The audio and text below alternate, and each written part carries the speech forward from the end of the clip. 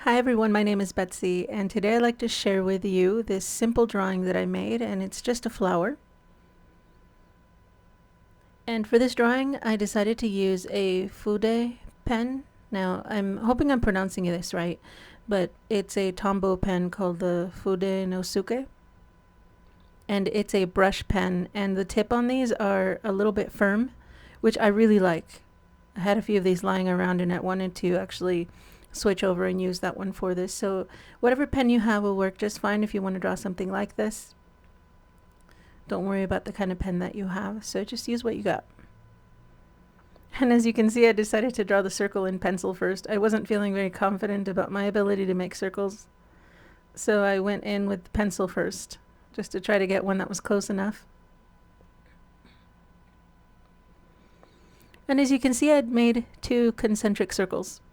I wanted to have this little edge there. I'm not sure if I'm planning on putting anything in there. I may or may not.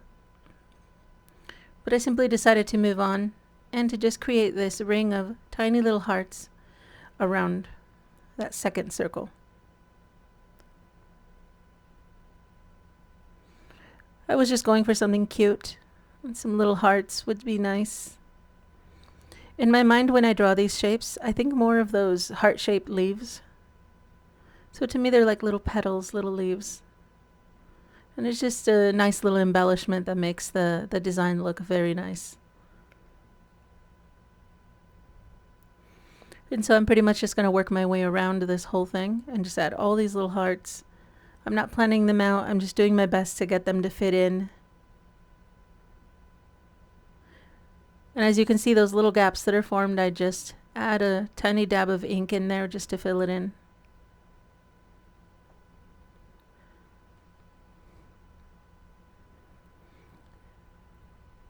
And so for this drawing, when I'm working on this part, I'm already trying to think of what it is that I'm going to fill the circle with. There are times when I don't fill it with anything, and I just switch over to some color pencils and then maybe just color it in, do some practice with that.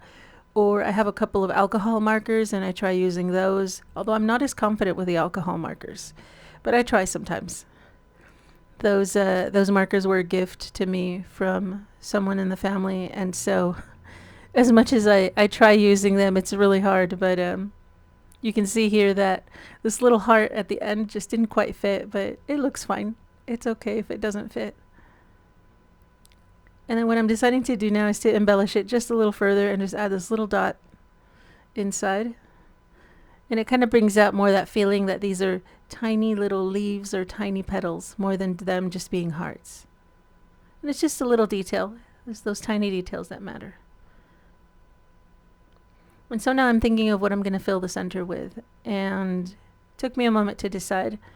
But I decided to fill them with these sort of circles or ovals. And when I do this, I always start at the center. So you can see I just added 3 large circles at the center.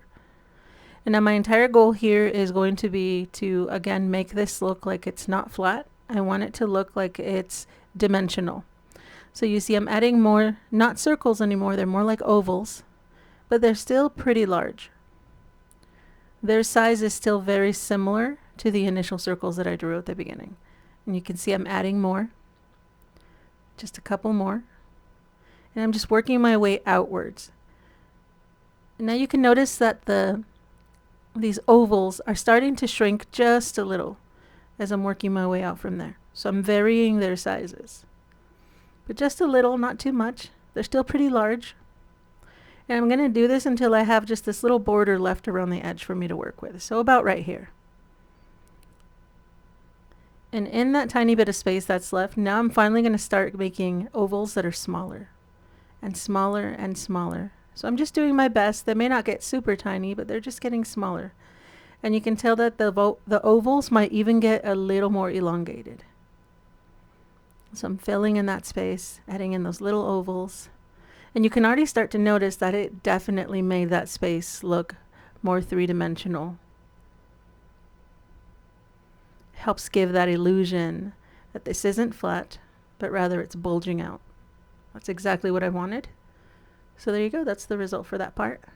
And I am going to come in later and add some pencil, so that should help add to the illusion a little more. And so all I'm going to do now is I'm going to move on and create some petals. And I wanted the petals on this flower to be pointed.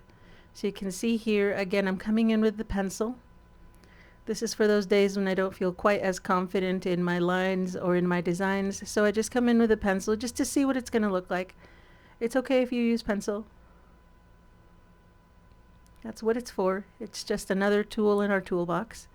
So I'm throwing in some petals just to see, do I like it? Am I okay with this? And I do like it.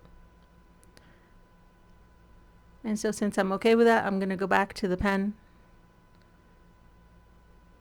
and start inking in those curves for the petals.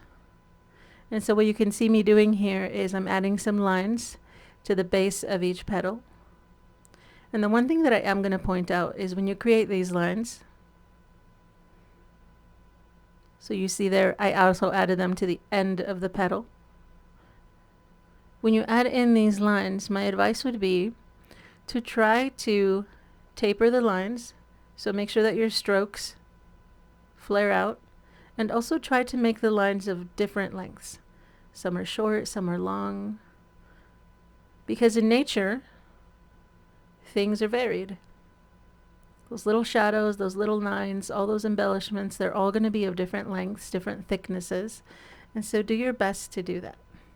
This is going to help it look more natural, more alive. So you'll notice each time I do it, some are long, some are short. And that's the beautiful part of this pen, the Fudenosuke. Again, I hope I'm pronouncing it right. I have no idea, but I will make sure to link this pen. Some of you may already have one of these in your stash, but that's the beautiful part of this pen, is because it's a brush pen. When you put more pressure at the beginning of your stroke, you get more ink and you get that nice thick line. But as you pull the pen away from the paper, that stroke gets thin. You get a nice thin line, and it's just so satisfying getting those nice strokes. So I'm just going to work my way around creating those petals, and they're all going to have those little lines at the base of each petal like that. And notice I'm still doing that. Not all my lines are going to be perfect. Some come out a little wonky, but all I'm trying to do is to make sure that they're of different lengths, both at the top and at the bottom. And you'll notice what's happening here is that those petals don't look flat anymore. Now it looks like they're more curved, like they're curved upwards towards you, towards the viewer. Even though this is a flat paper, you're starting to create that illusion. And what's amazing is we haven't even used the pencil yet. This is just the ink causing that. So if you do decide to add some color or some other ink or something else, it's only going to improve it even further.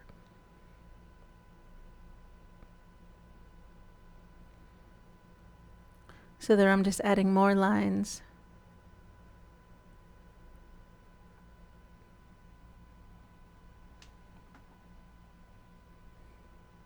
I'm just enjoying here using that pen. This is definitely one of my favorite pens to use. I just try to limit my usage of them because I don't have too many of them. If any of you have bought these before, these can be a little pricey. I'm not going to say they're the most expensive, but they aren't cheap. But I'll tell you, they are amazing, and whenever I can, I do get more, just because I enjoy using them so much. And I do believe that the ink on these is good for using watercolor on. I'll check later. I'll make sure to add it into the description in case any of you are wondering. But I do believe the ink on these pens is waterproof. I'll check though. Some of you may be able to know. Please let me know in the comments if you've used them for any kind of watercolor drawings or anything like that. Me being me, of course, I usually just use the ink, so I'm not really terribly concerned about whether they can handle water or not. But I just love the way the line work comes out when I use these, so that's just amazing. So as you can see here, I'm done with the petals. I worked all the way around, and that's pretty much filled up the whole paper. So I'm going to switch over to that pen that was pretty messed up. Apparently the pen itself still had plenty of ink, but I don't really remember, but I think what I did was I tapped it against something and the tip ended up getting messed up. So what I did is I snipped it just so that I had some use of the pen because I knew there was ink left inside. So here it is. It's just kind of this blunt pen, and that's why you're seeing me use it kind of at a very upright position, which is why my fingers are in the way right now. I usually don't draw that way with the pen pointed straight down like that. But I'm just using it right now just to create that dark line that I like to make around my drawings, and this is the perfect pen for that right now. I decided to volunteer for today's drawing, so I'm putting it to use. And of course I would encourage any of you as well to use the supplies that you have already. I know it's a lot of fun to go and buy a lot of stuff. I love it too. But I do need to remind myself constantly to look through my drawers and make sure that I know what I have there so that I'm using it. So that's what's happening today. These pens were sitting there probably for months now. I needed to make sure to bring them out. So there you go. I have that dark line around the edge. It's made it that much more bold. And at this point I thought I wanted to just go into the pencil work, but I changed my mind suddenly and I realized that I wanted to add a few more elements around the edge. And they're just these tiny little details that are going to help just make it look more interesting, and they only take a few minutes. So you can see me adding them there to just these little leaves or these little tendrils. They're just there to add more interest. I am constantly reminding myself that I need to be okay with some empty space.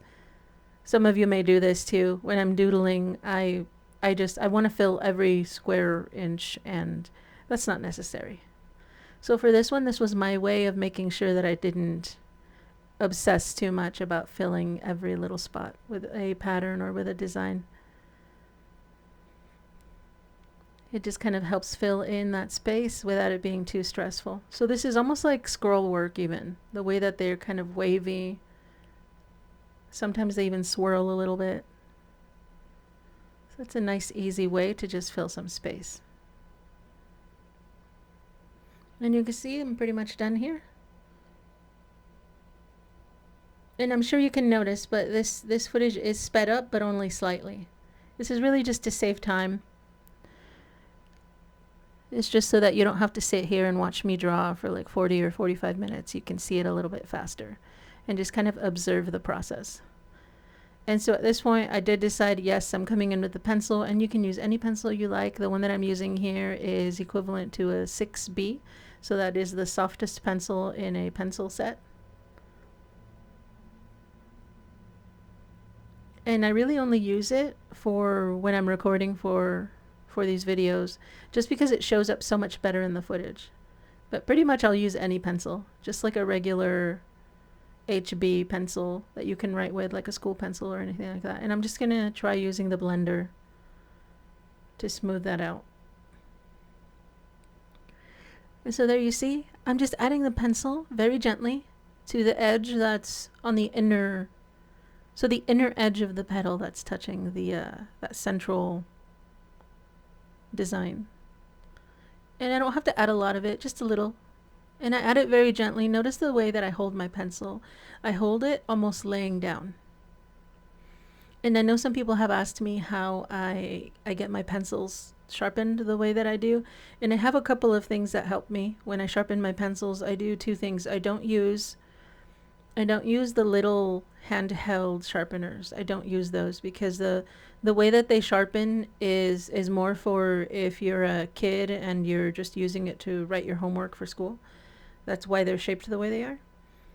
So I sharpen mine using either an X-Acto blade.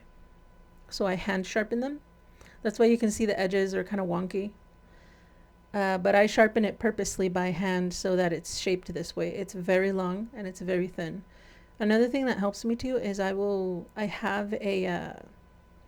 have a sharpener that's like you crank it, the cranking kind of sharpener. I'll try to show you guys in a different video later, but I just put the pencil in and I crank it and it creates this very long kind of shape. So that's what I do too when I don't have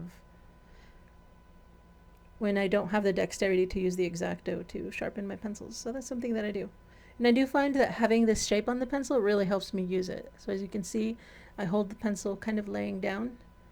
And for the most part, I'm just using my finger to smooth out the graphite. It's only when I get into these tighter spaces when I decide to use the blender. So there you go. I'm just trying to smooth it out, just making it a little bit more soft. And I'm only adding that to the inside edge. I'm not going to add any to the outer edge. And then I just jump to adding some more of that pencil along the outer edge of this kind of bulging center here. And then I'm going to come in with the blending stump and just soften it up a little.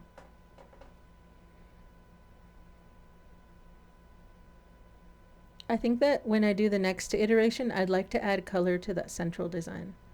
That's something that I'd like to try next time. And of course, I'm just going to finish this off by gluing it to my journal. I could have drawn in my journal, but these last few days I haven't really wanted to draw directly into the journal. So this is just something that I'm doing. I'm drawing on these kind of cut out sketchbook paper, and then I just kind of add a little bit of glue and add it to my book. And that's all I do. So I hope that you guys enjoyed this one. As you can see, sometimes the drawings are simpler, but they still come out really interesting if you just add a little shading.